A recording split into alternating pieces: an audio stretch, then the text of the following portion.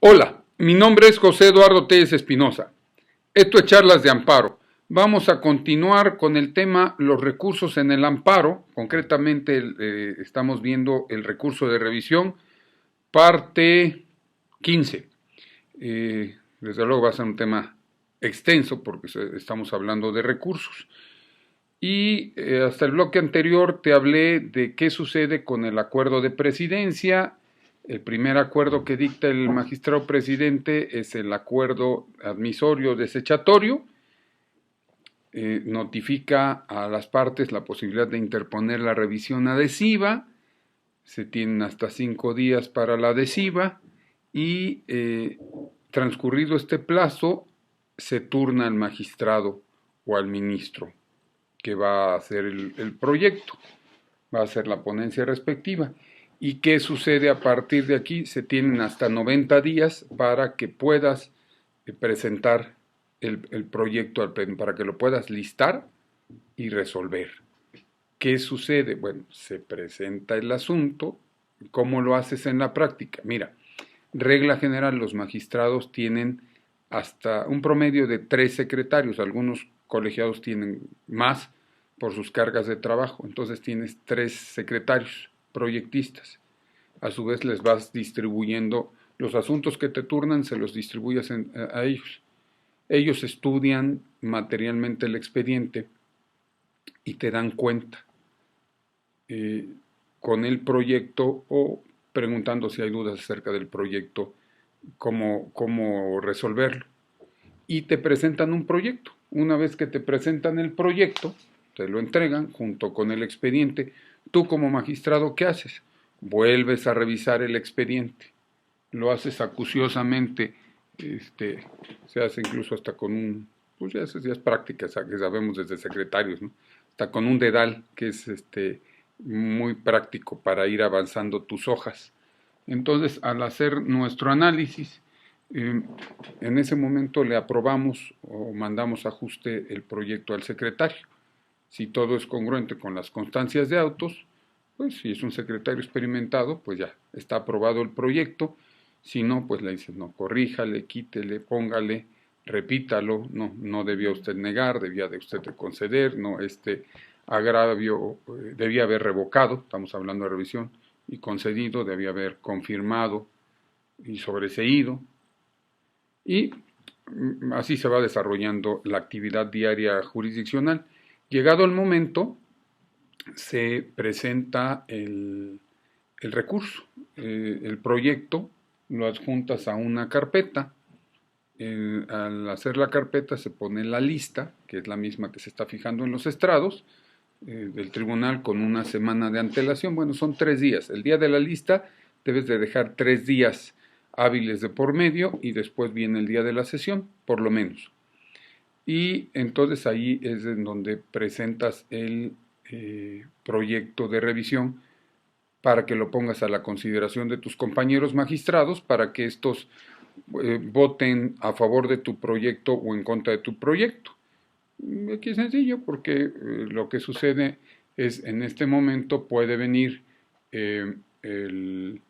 la aprobación del proyecto por unanimidad, la aprobación de ese proyecto por mayoría, o sea, otro de los magistrados está de acuerdo contigo, o la desaprobación del proyecto, en donde los otros dos dicen, no estoy de acuerdo, y eventualmente, entonces en ese caso, te desechan tu recurso, te desechan tu proyecto, perdón, y se retorna para que otros de la mayoría pues lo engrosen, hagan el nuevo proyecto respectivo. Así es como funciona a grandes rasgos la resolución de un recurso de revisión, que es importante que sepas además antes de entrar a la parte técnica, que las sesiones son públicas. Llama la atención, yo con todo respeto, pero más de una vez digo en los cursos, oye, ¿no te gustaría saber cómo se resuelve? Sí, ¿y por qué no? Pues porque no entro a la sesión. ¿Y por qué no entras a la sesión? Dice, que sí se puede entrar. Sí se puede entrar. Te invito a leer, en estos casos, vamos a leer el artículo 100. 84. Las audiencias donde se discutan y resuelvan los asuntos de competencia de los tribunales colegiados de circuito serán públicas salvo que exista disposición legal en contrario. Entonces ahí está un ejemplo de lo que son las sesiones. Es muy importante tomar en cuenta que en este tipo de asuntos la sesión es pública. ¿Y pública qué significa? Pues que todos pueden entrar. No dice con asistencia de las partes, dice pública. Respeto el criterio de aquellos que piden identificación, pues te piden identificación a la entrada, pero en realidad no te tendrían por qué pedir identificación para entrar propiamente al pleno, salvo que antes no se te hubiera pedido, ¿no? Se entiende que hay razones de seguridad. ¿Qué no se te permite entrar? Pues no se te permite entrar con lo que vienen a ser las cámaras. No puedes entrar con cámaras, no puedes entrar con videograbaciones, no puedes entrar con grabadoras. ¿Por qué? Porque hay un acuerdo del Consejo que dice que no. Entonces, por eso no. Y pues no tienes ni voz ni voto, solamente vas, te sientas y escuchas lo que dicen los magistrados.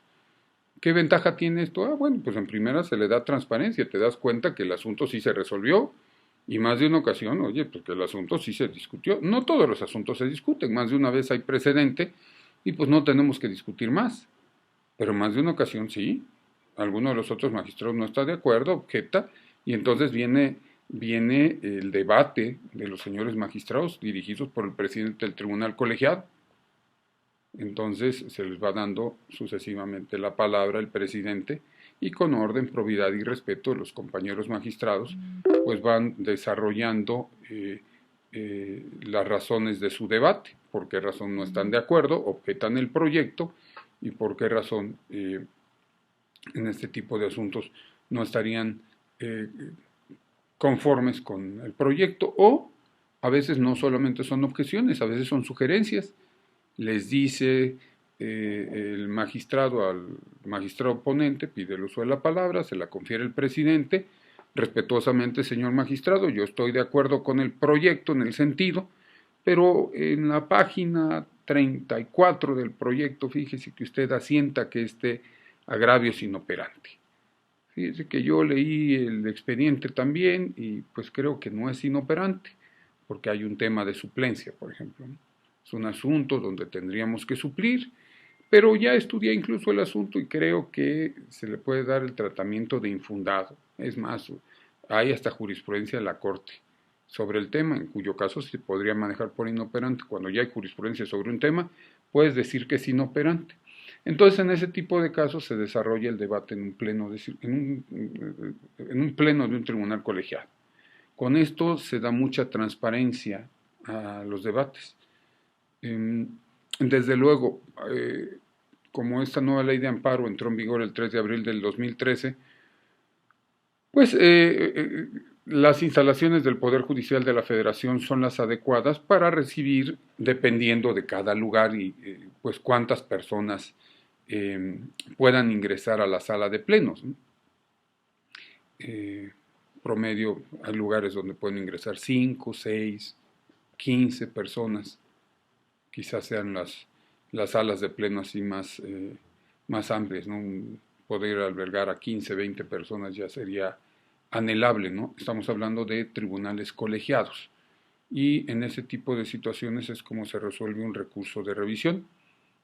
En el recurso de revisión que te hice referencia, en donde pues lo redacta el proyectista, lo aprueba el magistrado, lo ajusta el magistrado, los otros dos magistrados lo ven. Pero bueno, ¿qué pasa propiamente al hacer el análisis del recurso de revisión? ¿Cómo se actúa? Pues mira, las reglas de cómo se resuelve un recurso de revisión están en el artículo 93 de la Ley de Amparo, que tiene particularidades, y aquí lo que se hace más que nada es que hay que pensar un poquito en el sentido común y en la lógica. Si es un recurso de revisión, pensemos en un recurso de revisión contra la sentencia de amparo indirecto dictada en la audiencia constitucional. En ese tipo de casos, ¿qué pudo haber pasado? El señor juez de distrito pudo haber sobreseído, negado o amparado, o alguna combinación de las tres.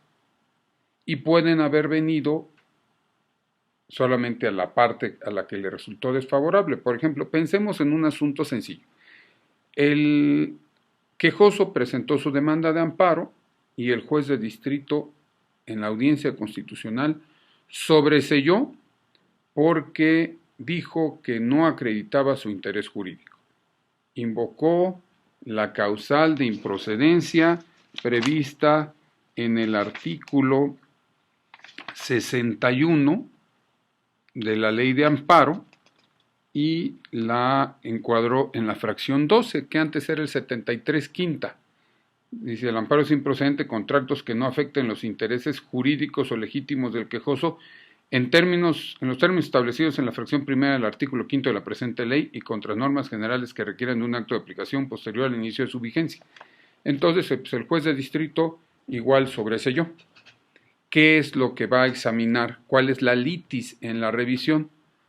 En la revisión principal, el quejoso que tendría que venir a decir a través de su escrito de expresión de agravios, oye, no estoy conforme con lo que dijo el juez, porque contrario a lo que él dice, en el expediente sí está acreditado mi interés jurídico.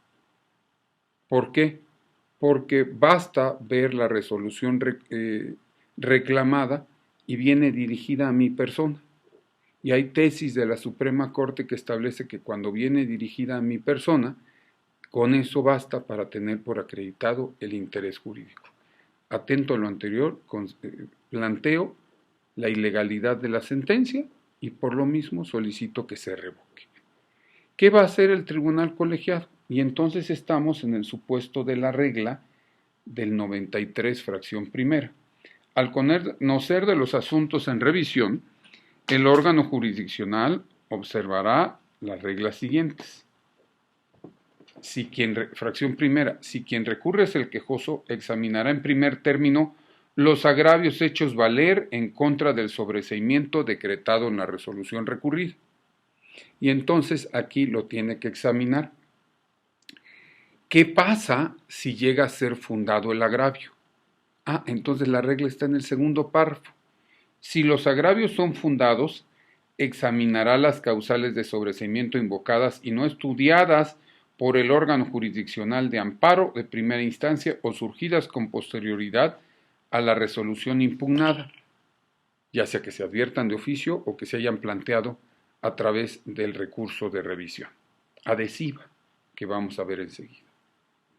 En caso dado de que se surta diversa causal, confirma por diverso motivo. Claro, si no fue planteada por las partes la diversa causal, entonces tiene que darle vista a las partes manifestándole que se actualiza la causal de sobreseimiento de improcedencia conforme al artículo 64, segundo párrafo de la nueva ley de amparo y la jurisprudencia respectiva de la Suprema Corte.